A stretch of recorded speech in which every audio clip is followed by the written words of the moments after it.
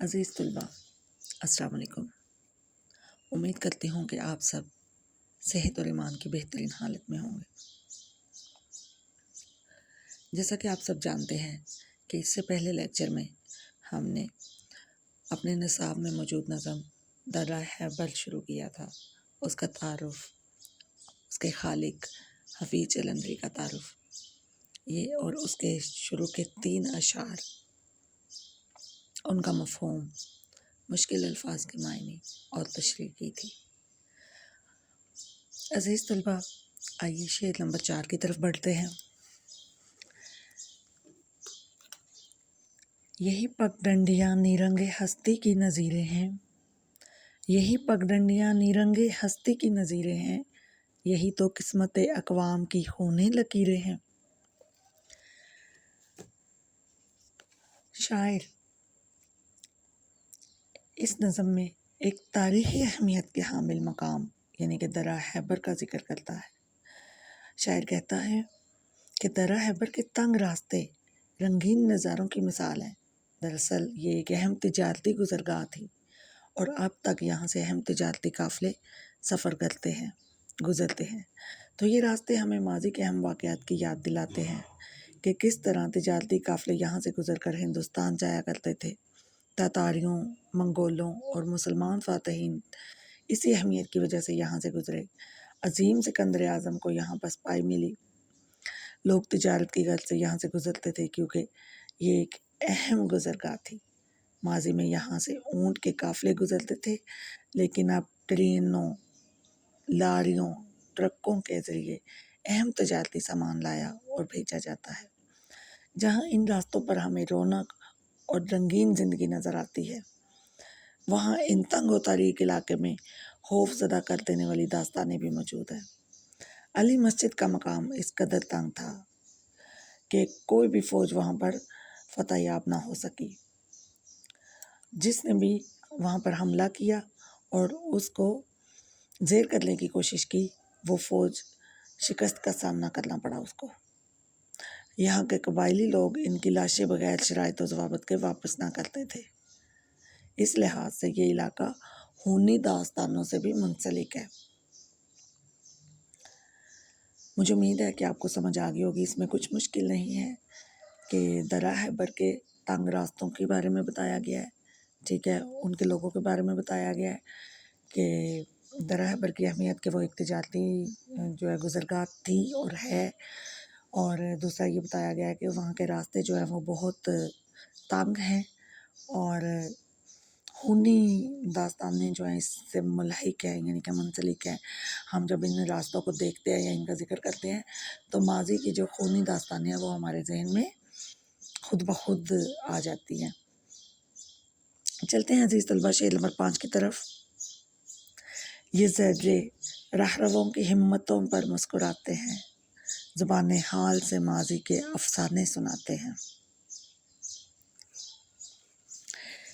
اس شعر میں عزیز طلبہ شاعر کہتا ہے کہ اگر ہم درہ حیبر کا ذکر کرتے ہیں یا ہم اس کو دیکھتے ہیں، ٹھیک ہے، تو ہمیں ناہموار، ٹھیک ہے، اور اونچی چٹانوں سے گزرنے والے تجارتی قافلے، حیبر سے گزرنے والے تاجر اور ماضی کے بہت سارے حکمران اور عظیم شخصیات کی جو ہے نا وہ یاد دلاتا ہے۔ یعنی کہ اس جگہ کا ذرہ ذرہ اور اس جگہ سے گزرنے والے جو قافلے تھے اس کی ہمیں یاد دلاتا ہے کہ یہ بہت طاقتور لوگوں کا علاقہ ہے۔ اس جگہ پر بہت بہادر اور غیور عوام بستے ہیں اور یہاں کی جو ناہموار چٹانوں سے گزرنے والے قافلے، جو تجارتی قافلے تھے، وہ بھی باہمت اور طاقتور ہوا کرتے تھے کیونکہ ہر کسی کی ہمت نہیں ہوتی تھی کہ وہ اس علاقے میں جا سکے یا ان تنگ راستوں میں سے گزر سکے۔ یہاں کا راستہ بہت طویل اور تنگ و تاریک ہے، راہگیر یعنی کہ گزرنے والوں کے لیے بے حد مشکلات پیدا کرتا ہے۔ اس لیے حراج تحسین ان لوگوں کے لیے ہے جو آسانی سے ان گزرگاہوں کو پار کر لیا کرتے تھے۔ یعنی کہ ایک مشکل علاقہ جہاں پر جانا بہت مشکل ہے، وہاں پر جانا اور اپنے مقصد کو پا لینا یعنی کہ اس راستے کو پار کرنا اور اپنا سامان تجارت ایک جگہ سے دوسری جگہ لے جانا، یہ کوئی آسان کام نہیں تھا۔ یہ صرف اور صرف ان تجارتی قافلوں نے، ان لوگوں نے اپنی ہمت پر ہی جاری رکھا ہوا تھا۔ دوسرے مصرے میں شاعر کہتے ہیں کہ یہ راہ ہمیں ماضی کے بہت سے واقعات کی یاد دلاتا ہے، آریاؤں، منگولوں، تاتاریوں، مسلمانوں اور مسلمان فاتحین اور سکندر اعظم جیسے عظیم حکمران بھی یہاں سے گزرے ہیں، ٹھیک ہے۔ تاریخ اس بات پر متفق ہے کہ بہت سے طاقتور حکمران یہاں جب آئے تو ان کو شکست کا سامنا کرنا پڑا، اس لحاظ سے اس کی تاریخی اہمیت اور بھی بڑھ جاتی ہے۔ اس کے علاوہ ان فوجوں کو داد بھی دی گئی جو یہاں حملہ آور ہوئی، کیونکہ یہاں کی چٹیل کالی چٹانیں اس قدر تاریک و تنگ ہیں کہ مشہور حاکموں کو بھی یہاں پر گھٹنے ٹیکنے پڑے اور شکست کا سامنا کرنا پڑا۔ چلتے ہیں شعر نمبر 6 کی طرف۔ یہ پتھر قافلے والوں کے ٹھکرائے ہوئے سے ہیں، کسی آتش قدم کی راہ میں آئے ہوئے سے ہیں۔ شاعر اس شعر میں درہ خیبر جو کہ اہم تجارتی گزرگاہ اور تاریخی اہمیت کا حامل مقام ہے، اس کا ذکر کرتے ہوئے کہتا ہے کہ درہ خیبر کی تاریخ بیان کرتے ہوئے یہ جو پتھر، یہ پہاڑ، یہ چٹانیں، اوپر سے لاتعداد قافلوں کا، ان کے اوپر سے لاتعداد قافلوں کا گزر ہوا، کیونکہ یہ ایک تجارتی گزرگاہ تھی، اور تجارتی گزرگاہ ہونے کی نسبت سے یہاں سے قافلے گزرے۔ اس کے علاوہ تیز رفتاری کے عالم میں کئی فوجیں یہاں پر حملہ آور ہوئی اور یہاں کے پتھروں سے ٹکرائی اور اس کے بعد فنا ہو گئی، یعنی کہ انہیں شکست کا سامنا کرنا پڑا۔ دراصل درہ خیبر پر کئی حاکمین نے حملہ کیا، سکندر اعظم کو بھی یہاں پر شکست کا سامنا ہوا، ٹھیک ہے۔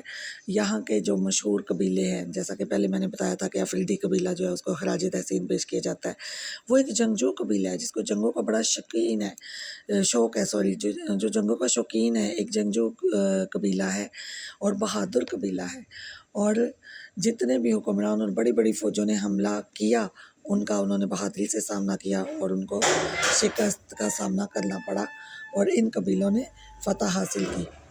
ان کو کچھ حمایت پہاڑی سلسلے کے حفاظتی حصار سے بھی ملتی ہے، جس کی وجہ یہ ہے کہ کئی فاتحین یہاں مزاحمت کا شکار ہوئے۔ عزیز طلبہ، آتش قدم کی راہ مطلب آگ جیسے جو ہے نا، آتش جیسے قدم جو ہے نا وہ ہی ان راہوں پر جا سکتے ہیں، کسی عام میں ہمت نہیں ہو سکتی۔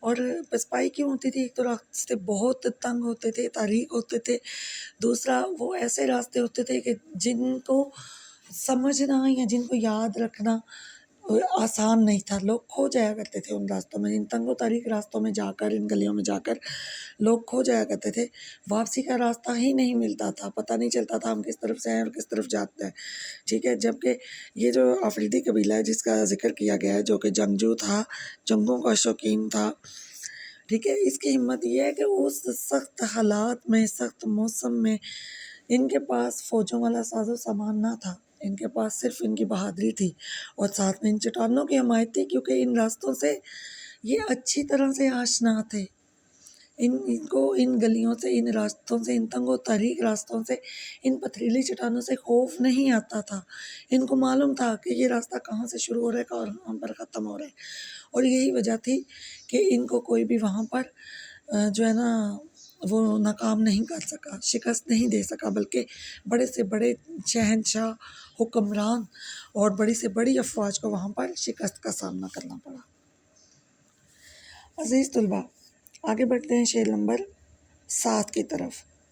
لیے بیٹھی ہیں ویرانیاں محشر کے ہنگامے، لیے بیٹھی ہیں یہ ویرانیاں محشر کے ہنگامے، ہیں ان سنسانیوں میں دفن دنیا بھر کے ہنگامے۔ عزیز طلبہ، اس شعر میں بھی شاعر ان ویرانوں اور ان پہاڑوں، ان چٹانوں، اس ویران جگہوں کا ذکر کرتے ہوئے بھی ماضی کی ذکر کرتا ہے کہ ہمیں ماضی کی داستان اور بہت ساری کہانیاں اور ہنگامے یہاں سے ملتے ہیں۔ اس میں درہ خیبر کا ذکر کرتے ہوئے شاعر کہتا ہے کہ یہ جو ناہموار اور تنگ علاقے ہیں، ان میں کئی داستانیں پوشیدہ ہیں، یعنی کہ چھپی ہوئی ہیں، یہاں بہت سی فوجیں حملہ آور ہوئی، جیسا کہ سکندر اعظم کا ذکر ہم نے پہلے کیا، کہ یہاں پر ان کی شکست بھی وابستہ ہے اسی علاقے کے ساتھ، جبکہ سکندر اعظم ایک بہادر اور ناقابل شکست حکمران تھے، ٹھیک ہے، لیکن اس کے باوجود انہیں یہاں پر شکست کا سامنا کرنا پڑا۔ اس علاقے میں عظیم حکمرانوں کا غرور ہاتھ میں مل گیا۔ اس کے علاوہ ظہیر الدین بابر نے جب ہندوستان فتح کرنے کی ٹھانی تو انہوں نے خیبر کا رستہ چنا، یعنی کہ ظہیر الدین بابر نے جب ہندوستان کا معرکہ سر انجام دیا، ہندوستان کو فتح کیا، تو انہوں نے اسی راستے کو اپنایا، اس راستے سے گزر کر وہ ہندوستان پہنچے، لیکن آفریدی ان کے راستے میں لوہے کی دیوار بن گئے، یعنی کہ جب وہ اس راستے سے جا رہے تھے تو ان کے لیے یہ آسان نہ تھا، آفریدی قبیلہ، ٹھیک ہے، ان کے راستے کی دیوار بن گئے۔